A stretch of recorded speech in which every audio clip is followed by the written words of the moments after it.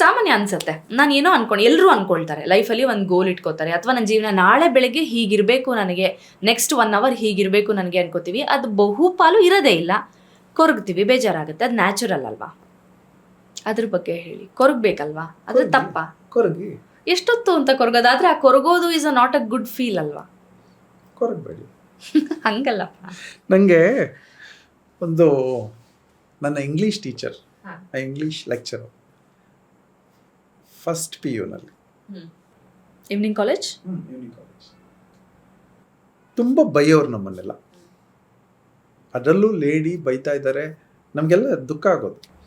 ಒಂಥರ ಸೆಲ್ಫ್ ರೆಸ್ಪೆಕ್ಟ್ಗೆ ಅಲ್ಲಿ ಯಾರು ಅವ್ರ ಹತ್ರ ಹೇಳೋರಿಲ್ಲ. ಕಡೆಗೆ ನಾವೆಲ್ಲ ಯಾರೋ ಎಲ್ಲರೂ ಪ್ಲ್ಯಾನ್ ಮಾಡಿಕೊಂಡು ಬೋರ್ಡಲ್ಲಿ ಬರೆದ್ವಿ, ದಯವಿಟ್ಟು ಬೈಯಬೇಡಿ ಅಂತ. ಓಕೆ. ಅವ್ರು ಬಂದರು, ಓದಿದ್ರು, ನಕ್ಬಿಟ್ಟು ದಯವಿಟ್ಟು ಬೈಸ್ಕೋಬೇಡಿ ಅಂತ ಬರೆದ್ರು ಅಷ್ಟೇ. ಈಗ ಇದನ್ನೇ ಬೈಯುವುದು ಬೈಸ್ಕೋಬೇಡಿ ಅಂತ ಅನ್ನೋದನ್ನು ಕೊರಗುವುದು ಕೊರಗಬೇಡಿ ಅಲ್ವಾ? ಬಟ್ ನೀವು ಹೇಳಿದಷ್ಟು ಸುಲಭವಾಗಿ ತಗೊಳಕ್ಕಾಗತ್ತೆ? ಸುಲಭ ಅಲ್ಲ, ಟ್ರೈನಿಂಗ್ ಬೇಕಷ್ಟೆ.